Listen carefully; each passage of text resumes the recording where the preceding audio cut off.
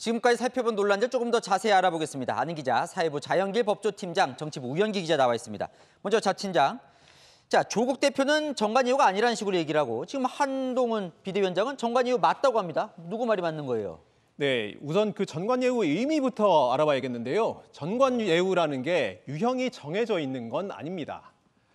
내가 검찰에 아는 사람이 많다, 이렇게 홍보해서 사건을 쓸어 담는 마케팅도 전관예우입니다.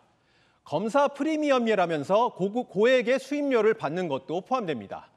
그리고 인맥을 활용해서 실제로 사건에 영향력을 행사하는 것도 전관예우가 될 수 있습니다. 그래요. 일단요. 조국 대표는 이종근 변호사가 수임 계약서를 썼으니까 정관 이유는 아니다. 이런 식으로 얘기를 하는데 이건 맞는 거예요? 네. 실제 계약서를 썼느냐 여부는 그렇게 중요하지는 않습니다. 왜냐하면 지금까지 실제 법조비리 수사가 이루어진 사례들을 보면 계약서를 쓴 경우가 대부분이었습니다. 핵심은 서류가 아니라 계약 내용입니다.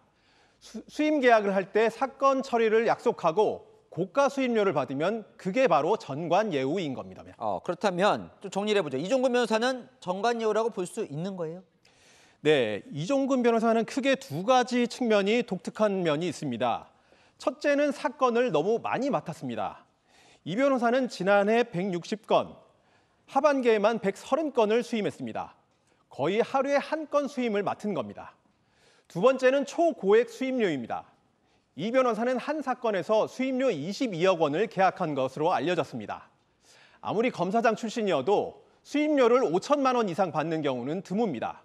수임 과정에서 브로커를 썼거나 고액 수임료를 받을 때 부당한 사건 처리를 약속했느냐에 따라 문제가 달라질 것으로 보입니다. 우영희 기자, 이 정치권에서 전관예우 논란은 이전에도 있었어요. 과거 사례와 좀 비교를 하면 어떻습니까? 예, 그 대표적인 사례가 안대희 전 대법관입니다. 지난 2014년 국무총리 후보자로 지명이 됐는데 퇴임 후 10개월 만에 27억 원을 벌어 고액 수임료 논란에 휩싸였습니다. 결국 국민들께 송구하다며 후보직에서 자진 사퇴했고요.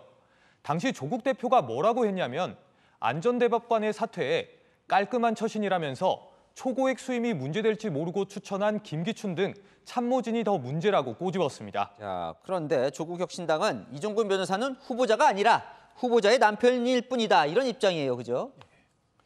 네, 그동안 검찰개혁 방안으로 조국 대표는 공수처 설치와 검경 수사권 조정, 그리고 전관예우 철폐를 내세웠습니다. 검사 출신인 박은정 후보는 검찰개혁 적임자라면서 출마했습니다. 그런데 남편은 검사장 출신이라는 점을 내세워서 전관예우를 받은 게 사실이라면 조국 혁신당의 비례대표 1번 후보의 남편이 개혁 대상이 될 수 있는 겁니다. 네, 자 우영기 기자, 민주당 양문석 후보 딸의 이 편법 대출 논란도 좀 커지고 있는데 정확히 문제가 뭡니까? 좀 짚어주시죠. 네, 이 핵심은 양문석 후보 편법 대출 의혹이 불거진 시기가 바로 주택담보대출이 묶여서 일반 서민들은 대출을 못 받았을 때라는 겁니다. 문재인 정부에서 15억 원 넘는 초고가 주택은 주택담보대출을 받아 구매하는 걸 막아놨었거든요. 그런데 양 후보는 당시 투기 과열지구로 묶인 서울 서초구의 한 아파트를 약 31억 원에 사면서 1차로 대부업체의 돈을 빌리고 이후에 딸 명의로 사업자 대출 11억 원을 받아서 대부업체 대출을 갚은 겁니다. 편법 의혹이 불거진 건 이 부분인데요. 딸은 당시 대학생으로 별다른 경제활동이 없던 걸로 보이고요.